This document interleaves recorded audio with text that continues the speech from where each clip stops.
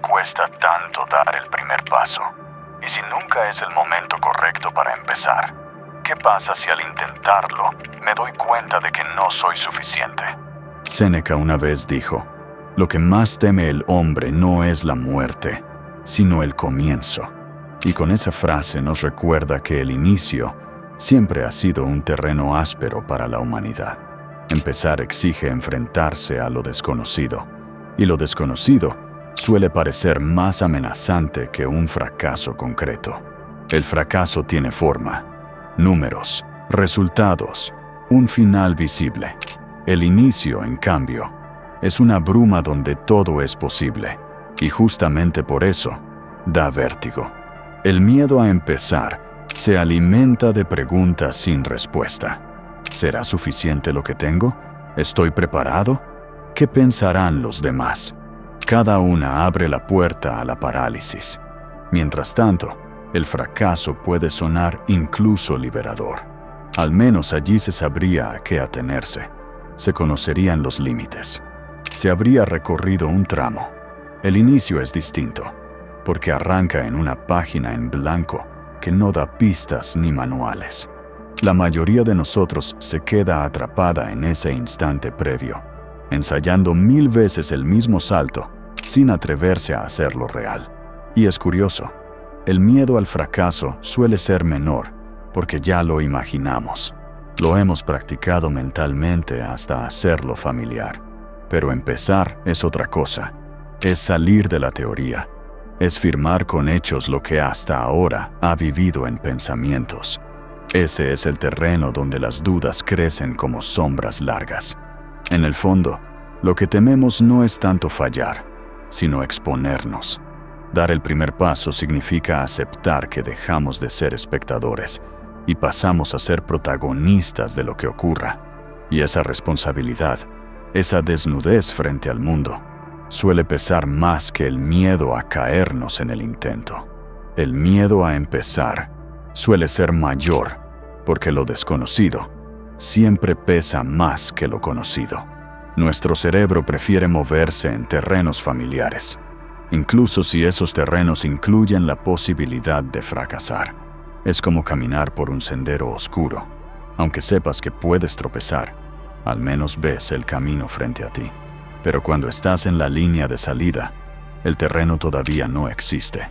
Lo tienes que ir creando con cada paso, y esa incertidumbre asusta. Imagina a alguien que quiere aprender a tocar guitarra. El miedo a fallar tocando una canción frente a otros es real, pero más pequeño que el miedo a sentarse por primera vez, afinar el instrumento y aceptar que al principio sonará mal, porque ese inicio no solo implica práctica, sino reconocerse aprendiz, torpe, vulnerable. El fracaso es un resultado.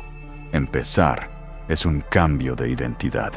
Por eso el primer paso suele sentirse como el más pesado, porque no se trata de perder o ganar, sino de atreverse a entrar en un territorio donde todavía no hay certezas. Y eso siempre da más vértigo que la caída misma. La salida no está en eliminar el miedo, sino en aprender a moverse con él. El inicio deja de ser tan amenazante cuando se fragmenta en pasos pequeños. No empezar un proyecto, sino escribir una idea en una libreta. No cambiar de vida, sino tomar una sola decisión concreta hoy. Así, lo desconocido se va transformando en terreno visible, uno que ya no parece un abismo. Otra clave es cambiar la mirada. En lugar de ver el comienzo como una prueba definitiva, verlo como un experimento, un ensayo que no busca perfección, sino descubrimiento. Eso quita peso al error y lo convierte en parte del camino, no en un fin. También ayuda a anclar la acción a un recordatorio sencillo. Preguntarse, ¿qué puedo hacer en 5 minutos? Esa pregunta abre la puerta a la acción sin exigir grandeza inmediata. Y cuando esos pequeños gestos se acumulan, el inicio deja de ser un monstruo y se convierte en rutina. Al final, empezar no significa vencer al miedo, sino convivir con él lo suficiente como para que deje de decidir por nosotros. El mejor momento para empezar rara vez llega con fanfarrias. No hay una señal mágica que lo anuncie. Si esperas a sentirte listo, probablemente esperes para siempre. El cuándo no depende de que desaparezca el miedo, sino de decidir en medio de él. Lo más sano es empezar cuando la idea ya no te deja en paz, cuando regresa una y otra vez a tus pensamientos como un golpe suave en la puerta. Ese es el aviso de que estás postergando más por temor que por falta de preparación. No se trata de precipitarse, sino de reconocer que nunca habrá un inicio perfecto. El momento de solucionar es aquel en el que entiendes que tu duda ya te pesa más que tu intento. Ese punto exacto es tu ahora. He visto que muchas veces el miedo a empezar nace de la costumbre de medirnos con un ideal imposible. Creemos que debemos arrancar con fuerza, con claridad, casi impecables, y al no sentirnos así, postergamos. La causa principal suele ser esa: pensar que el inicio debe ser grande, cuando en realidad siempre es torpe, pequeño, desordenado. El efecto de ese autoengaño es quedarse atrapado en la orilla. Se acumulan planes, libretas llenas de ideas, conversaciones que nunca se concretan. Y mientras tanto, la vida pasa. Es un costo silencioso. No fracasar nunca, pero tampoco avanzar. Cuando me he atrevido a empezar aún con dudas, he comprobado que el miedo se encoge apenas das un paso. La acción tiene ese poder. Convierte fantasmas en obstáculos reales. Y los obstáculos reales, al menos, pueden moverse o rodearse. Descubrí que no era tanto la dificultad lo que dolía, sino el tiempo perdido en la espera. Por eso pienso que empezar, aunque imperfecto, es un regalo.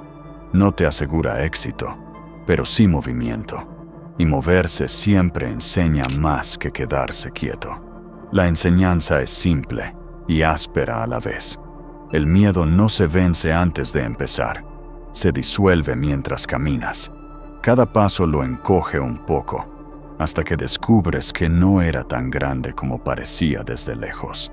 La pregunta que queda flotando es: ¿quieres seguir esperando a sentirte listo? ¿O prefieres avanzar con lo que tienes hoy? El insight es que el inicio nunca será cómodo, pero siempre será fértil.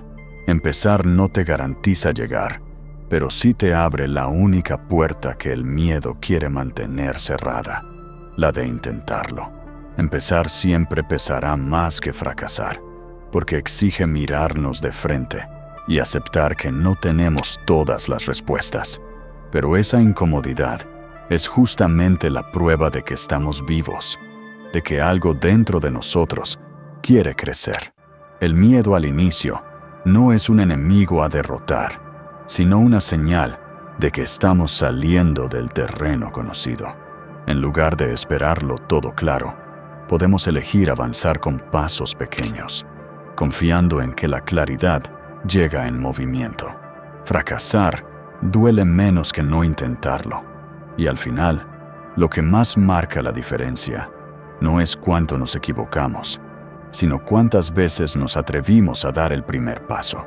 La conclusión más honesta es esta: el miedo nunca desaparecerá, pero no necesita hacerlo para que empieces.